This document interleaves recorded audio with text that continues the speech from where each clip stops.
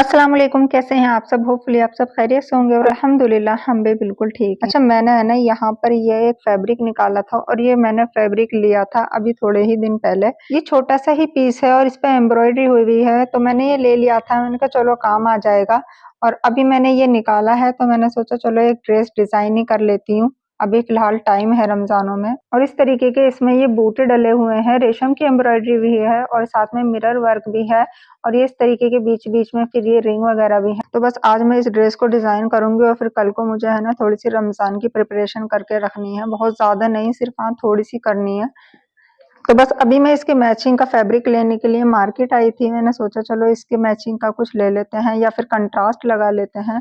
तो यहाँ पर 2 निकाल के डाले थे भैया ने मेरे इसके हिसाब से, जैसे मेरे पास ये फैब्रिक था तो उन्होंने बोला था कि ये दोनों ले लो और दोनों ही रेयॉन है ये, और रेयॉन भी बहुत A1 वाली है, बहुत अच्छी क्वालिटी में रेयॉन है ये।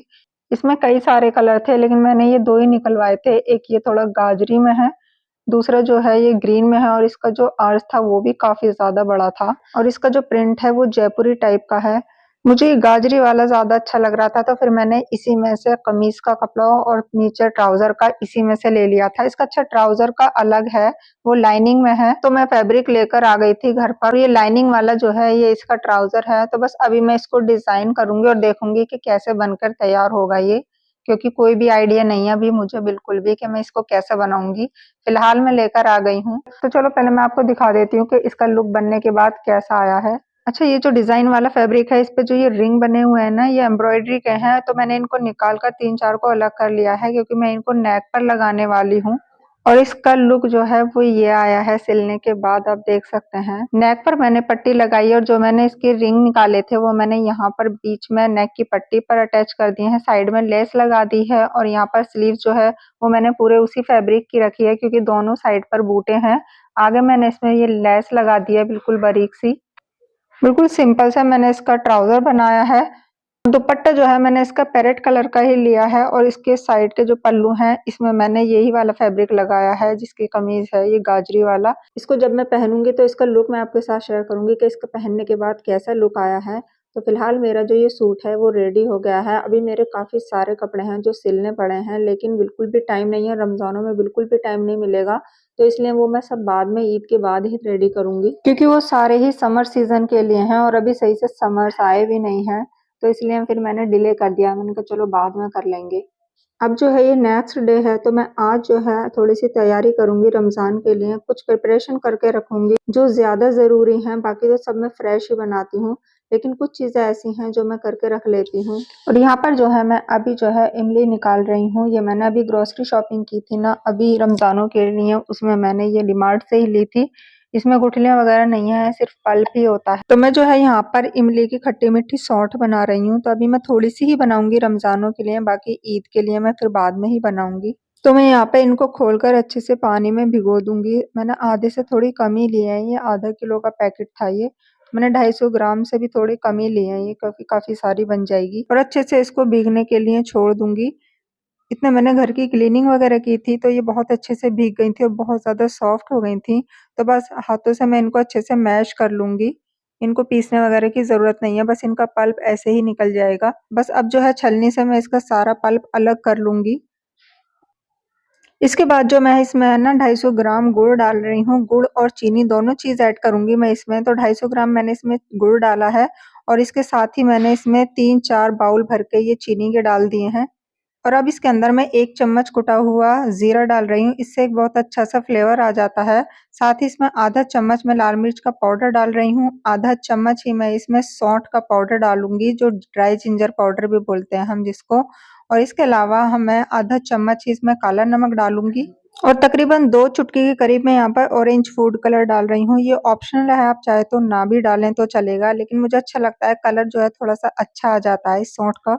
और बस अब हम इसको अच्छे से पकने के लिए रख देंगे और जब तक इसको चलाते रहूँगी मैं तब तक इसका गुड़ जो और चीनी जो है वो अच्छे से मेल्ट ना हो जाए।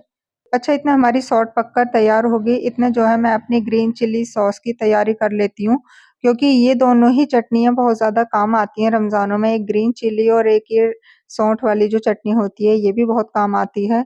तो मैंने यहाँ पर जो है 1 गड्डी हरा धनिये की ले ली है, अच्छे से साफ कर लिया है और एक छोटी गड्डी मैंने यहाँ पर जो है ये पुदीने की ले ली है। इसकी सिर्फ मैं लीव्स निकालूंगी क्योंकि इसकी जो डंडियाँ होती हैं वो बहुत हार्ड होती हैं। अच्छे से मैंने इनको वॉश कर लिया है। अब इनको थोड़ा सा सॉफ्ट होने तक मैं इनको गलाऊंगी। जब हम इसको पकाकर रेडी करेंगे ना तो ये काफी लॉन्ग टाइम तक सेव रहेगी। इधर हमारी सौंठ में उबाल आने लगा है और इसके ऊपर जो ये झाग आ रहे हैं इनको मैं सारे निकाल दूंगी। और ये जो झाग है ना ये गुड़ और चीनी की वजह से आते हैं, तो इसको निकाल दो ना तो ज्यादा अच्छा रहता है। और हरा धनिया और पुदीना जो हमने बॉईल करने रखा था ना उसमें मैंने 10-12 हरी मिर्चें भी डाल दी हैं। मैं पहले इसमें डालना भूल गई थी, वरना साथ में ही डाल दो तो सही रहता है। तो तीनों चीजें जो हैं वो अच्छे से सॉफ्ट हो गई हैं। मैं इनको निकाल कर एक प्लेट में ठंडा कर लूंगी। बहुत ही जबरदस्ती चटपटी सी ये चटनी हमारी बनकर तैयार होगी। पकौड़ों के साथ या स्नैक्स के साथ किसी भी चीज के साथ आप इसको ले सकते हैं। बहुत ही जबरदस्त टेस्टी बनती है। और ये जो हमारा पानी बचा है ना इसको हम फेंकेंगे नहीं, इसको अभी हम काम में लेंगे। और बस अब इनको है ना मैंने एक मिक्सर जार में डाल दिया है और इसका एक फाइन सा पेस्ट बना लूंगी। इसके बाद सारा पेस्ट मैंने फ्राई पैन में निकाल लिया है और जो इसका बॉइल्ड पानी था वो मैंने इसमें डाल दिया है इसको पतला करने के लिए। इस ग्रीन चिली सॉस को मैं दोबारा से फ्लेम पर रखकर पकाऊंगी और इसमें यहाँ पर मैं नमक डाल रही हूँ। अब यहाँ पर सॉस में खटास लाने के लिए मैं साइट्रिक एसिड डाल रही हूँ। 2 से 3 चुटकी डालूंगी क्योंकि बहुत ज्यादा खट्टी होती है ये। अगर आप चाहें तो इसमें यहाँ पर इमली का पल्प भी डाल सकते हैं, लेकिन मैं यहाँ पर साइट्रिक एसिड इसलिए डाल रही हूँ, इससे जो है इसका एकदम मार्केट वाला टेस्ट आएगा। अभी मुझे यहाँ पर इसमें थोड़ा सा कम ही लग रहा था खट्टापन, तो इसलिए मैंने थोड़ी सी और डाल दी है। इस तरह से आप भी अपने आप चेक करके डाल सकते हैं अगर आप इस तरीके से चिल्ली सॉस बनाना चाहते हैं तो। पकाते वक्त ये थोड़ी सी गाढ़ी हो गई थी तो मैंने थोड़ा सा पानी इसी का ही जो बचा हुआ था इसमें ऐड कर दिया है जिससे कि अच्छे से पक जाए। थोड़ा सा यहाँ पर मैं इसमें ग्रीन फूड कलर डाल रही हूँ, इससे जो इसका कलर है ना वो अच्छे से एनहेंस हो जाएगा। तो बिल्कुल मार्केट के जैसे हमारी ग्रीन चिली सॉस बनकर तैयार हो गई है और ये हमारी काफी टाइम तक सेफ रह सकती है। ग्रीन चटनी जो है मैं दही वाली भी बनाती हूँ, लेकिन वो मैं तभी बनाती हूँ जब उसकी जरूरत होती है, उसको बनाकर इकट्ठा नहीं रखती हूँ मैं। और ये जो ग्रीन चिली सॉस है इसको आप पूरे महीने भर के लिए बनाकर इकट्ठा रख सकते हैं, ये बिल्कुल भी खराब नहीं होगी। अब यहाँ पर जो है सौंठ भी बनकर तैयार हो गई है, बिल्कुल ट्रांसपेरेंट हो गई है।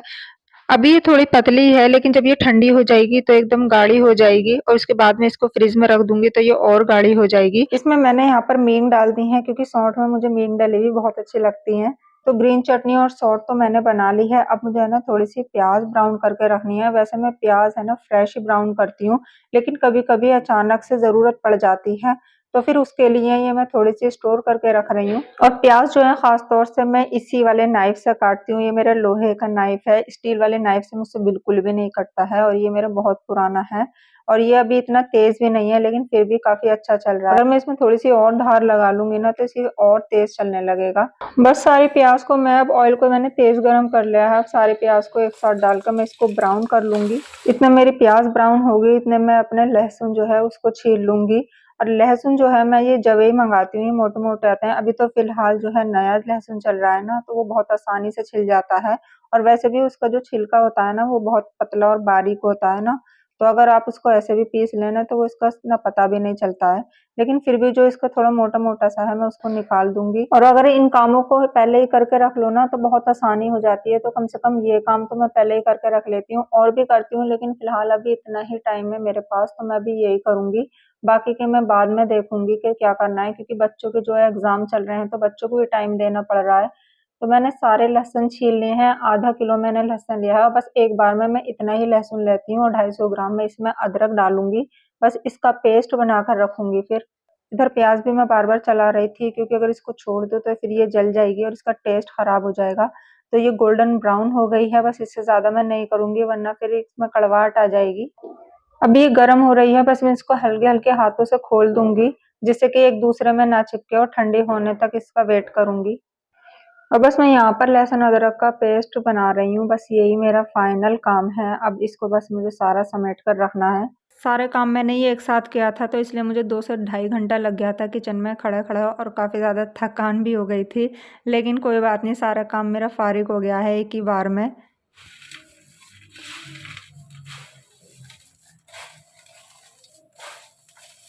तो प्याज जो है वो मेरी इवनली ब्राउन हुई है और एकदम क्रिस्पी हो गई हैं, ठंडी भी हो गई हैं। तो बस अब मैं इनको सबको स्टोर कर दूंगी। और सौंठ जो है वो भी ठंडी हो गई थी, तो मैंने अब इसमें थोड़ी सी किशमिश डाल दी है, क्योंकि किशमिश भी मुझे बहुत अच्छी लगती हैं सौंठ के अंदर। मींग और किशमिश बस ये 2 चीज़ हों, बाकी और चीज़ हो ना हो कोई फ़र्क नहीं पड़ता, लेकिन ये 2 चीज़ तो होना बहुत ज़रूरी है।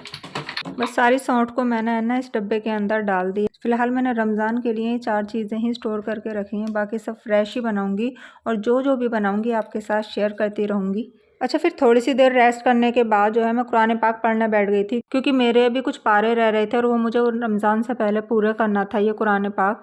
फिर मुझे नया शुरू करना है रमज़ान में, और साथ में मैंने इनाया को बिठा लिया था, क्योंकि एग्ज़ाम चल रहे हैं तो मुझे इनका लर्न कराना पड़ता है। तो यही है मेरा बस आज का व्लॉग। अगर आपको ये व्लॉग पसंद आया तो लाइक, शेयर और चैनल को सब्सक्राइब कर लीजिएगा। फिर मिलती हूँ मैं आपसे अपने नेक्स्ट व्लॉग में, तब तक के लिए अल्लाह हाफिज़।